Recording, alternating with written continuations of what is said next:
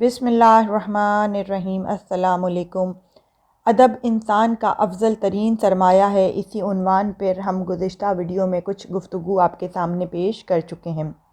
اصولی طور پر دین آداب کا ایک مجموعہ ہے، اور یہی دین ہمیں خدا کے سامنے ادب سے، پیغمبر کے سامنے ادب سے، ائمہ معصومین کے سامنے ادب سے، اساتذہ معلم کے سامنے ادب سے، ماں باپ کے سامنے ادب سے، بزرگوں کے سامنے ادب سے، اور عالم و دانشمند افراد کے سامنے ادب سے پیش آنے کی تعلیم فراہم کرتا ہے۔ پروردگار عالم نے قرآن کریم فرقان حمید میں بھی آداب سے متعلق تفصیلی گفتگو کی ہے، اور سورہ حجرات میں پروردگار عالم نے اسلامی معاشرے میں ایک دوسرے سے تعلق کے بارے میں بہت ہی اہم مسائل کو بیان فرمایا ہے، اور چونکہ اس میں بہت سے اہم اخلاقی مسائل کو عنوان بنایا گیا ہے، لہٰذا اس سورہ کو یعنی سورہ حجرات کو سورہ اخلاق و آداب بھی کہا جا سکتا ہے۔ اگر ہم سورہ حجرات کی آیت نمبر 11 کو پڑھ کر اس کا ترجمہ پڑھ کر سمجھنے کی کوشش کریں تو ہمیں معلوم ہوتا ہے کہ پروردگار عالم نے اس آیہ مبارکہ میں مذاق اڑانے کی، دوسروں کو ناپسندیدہ القاب سے پکارنے کی شدید الفاظ میں مذمت فرمائی ہے، کیونکہ یہ ایک بدترین عمل ہے۔ حق بندگی فقط یہ نہیں ہے کہ ہم ظاہری عبادات سر انجام دیتے رہیں اور خود کو مسلمان اور بہترین مومن تصور کرتے رہیں، بلکہ اصل میں حقیقی حق بندگی یہ ہے کہ ظاہری عبادتوں کے ساتھ ساتھ ہم اپنے اخلاق، کردار اور آداب کو بھی ان تمام تعلیمات سے آراستہ کریں جو پروردگار عالم نے اور اس کے حبیب نے ہم تک پہنچائے ہیں۔ رسول خدا نے ارشاد فرمایا، خدا نے مسلمانوں کا خون، مال اور عزت و آبرو دوسرے پر حرام قرار دی ہے، یعنی ایک انسان کے پاس 3 سرمائے ہیں جن کو سرمایہ حیات بھی کہا جا سکتا ہے۔ ایک اس کی جان، دوسرا اس کا مال، اور تیسری چیز ہے اس کی عزت اور آبرو، اور ان میں سے عزت و آبرو بعض اوقات سب سے زیادہ قیمتی ہوتی ہے۔ بدقسمتی سے آج کل ہم کتنی آسانی سے ایک دوسرے کی عزت و آبرو پر حملہ آور ہو جاتے ہیں۔ حملے 2 طرح کے ہوتے ہیں: ہاتھ سے حملہ کرنا اور کسی کی جان کو، مال کو، اسباب کو، املاک کو نقصان پہنچا دینا۔ دوسرا حملہ زبان کا ہوتا ہے، جو ہاتھ کے حملے سے زیادہ سخت اور خطرناک ہے، اور اس کے اثرات نسلوں کو بھگتنے پڑتے ہیں۔ زبان سے حملے کر کر کے دوسروں کی عزت و آبرو کو ہم خاک میں منٹوں میں، لمحوں میں، سیکنڈوں میں ملا دیتے ہیں۔ زبان سے کیا ہوا حملہ یا دیا ہوا زخم نظر تو نہیں آتا، مگر بہت ہی شدید اور گہرا ہوتا ہے، اور انسان کی روح کو زخمی کر دیتا ہے۔ مال و اسباب اگر لٹ جائے تو انسان دوبارہ بنا سکتا ہے، مگر اگر کسی کی عزت و آبرو کو برباد کر دیا جائے جو اس نے مدت و محنت و مشقت و ریاضتوں سے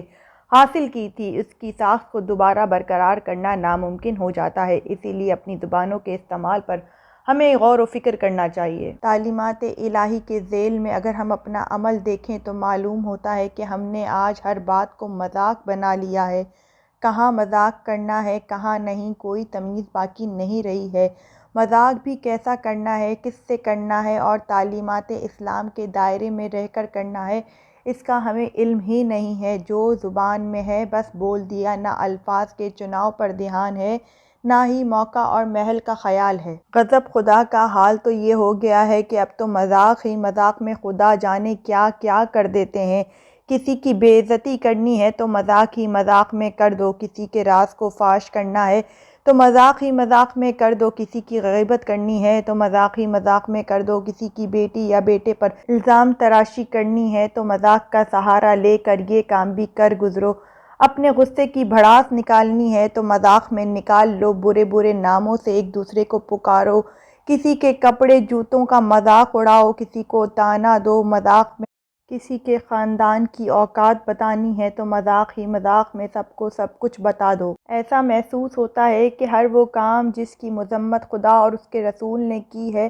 وہ تو جیسے ہم پر واجب ہی ہو گیا، اسے بڑے اہتمام سے ہم سر انجام دے رہے ہیں، اور اپنی ذمہ داریوں کو ہم محسوس بھی نہیں کرتے کہ ہم مسلمان ہیں، صاحبان ایمان ہیں۔ یہ تمام گری ہوئی پست حرکتیں ہمیں زیب نہیں دیتی ہیں۔ ہو سکتا ہے جس کا مذاق ہم اڑا رہے ہیں، جس پر ہم ہنس رہے ہیں، جسے حقیر سمجھ رہے ہیں، جس پر ہم جملے کس رہے ہیں، وہ خدا کے نزدیک کتنا محترم ہو، اس کا مجھے اور آپ کو علم نہیں ہوتا۔ ہمیں بطور مسلمان جتنی سنجیدہ، بردبار، غور و فکر کرنے والی قوم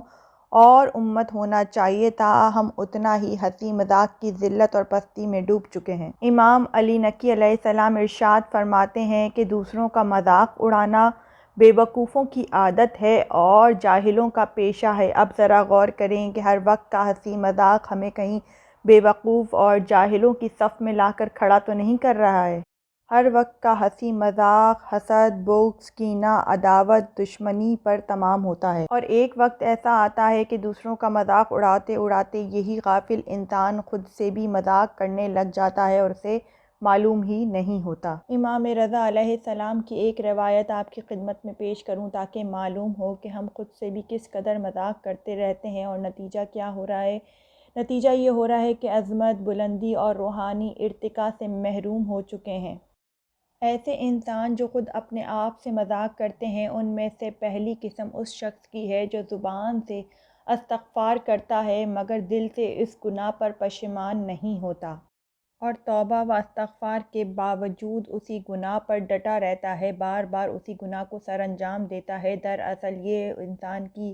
ایک خاص قسم ہے جو خود اپنے ساتھ ہی مذاق کر رہی ہے۔ دوسرا وہ شخص ہے جو خود سے اس انداز میں مذاق کرتا ہے کہ ہر نماز میں ہر وقت خدا سے دعا کرتا ہے کہ یا رب مجھے نیک کام سر انجام دینے کی توفیق عطا فرما، مگر اس کے لیے جدوجہد نہیں کرتا، بلکہ یوں بیان کیا جائے کہ جب نیکی کرنے کا موقع یعنی توفیق خدا اسے دیتا ہے تو وہ حیل حجت سے اور ٹال مٹول سے کام لیتا ہے، جس کی وجہ سے وہ نیکی کی توفیق جو پروردگار عالم نے اسے عنایت فرمائی تھی اس سے سلب کر لی جاتی ہے۔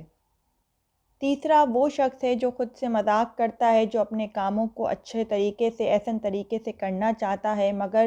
ان کو انجام دینے کے دوران احتیاط کے تقاضوں کو پورا نہیں کرتا۔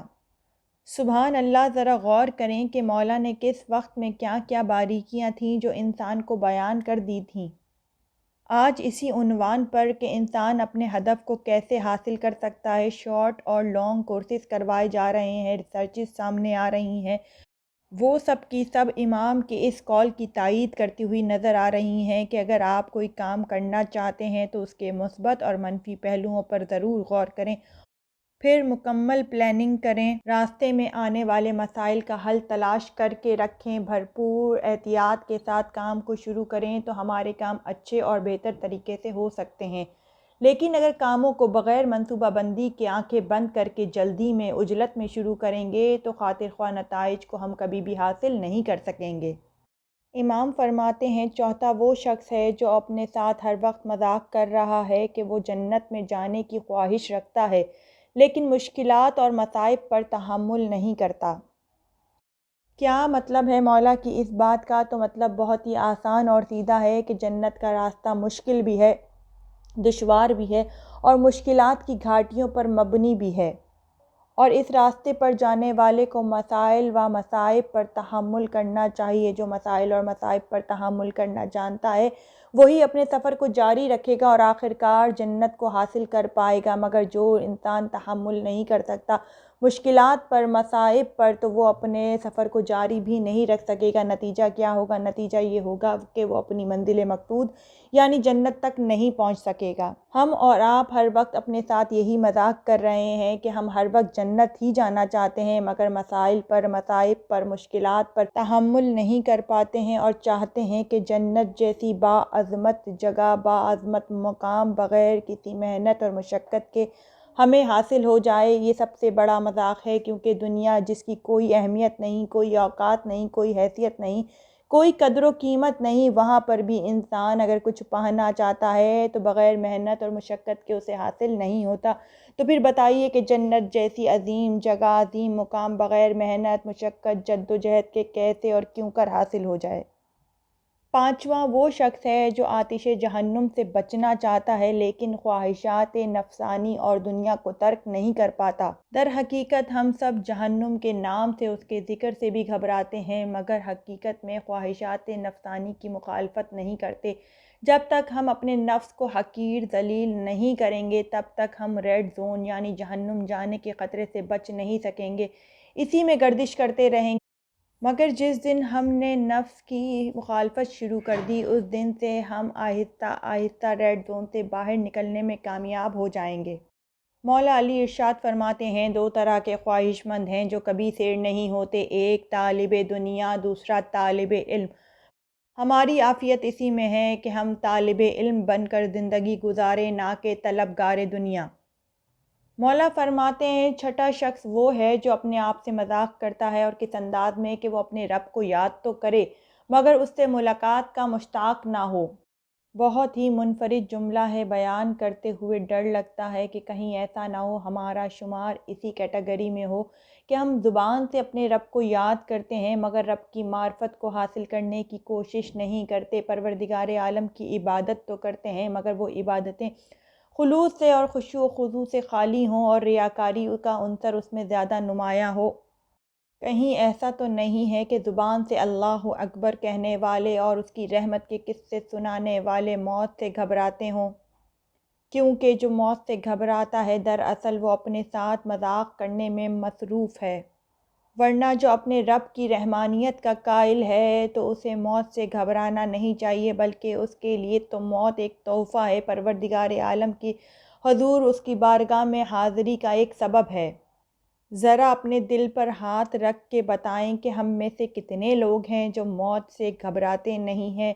مجھ سمیت ہم تو ذکر موت سے گھبراتے ہیں، سوچیں ہم کتنا سنگین مذاق خود سے کر رہے ہیں۔ امام رضا علیہ السلام ارشاد فرماتے ہیں، ساتواں وہ شخص ہے جو خود سے مذاق کرنے میں مصروف ہے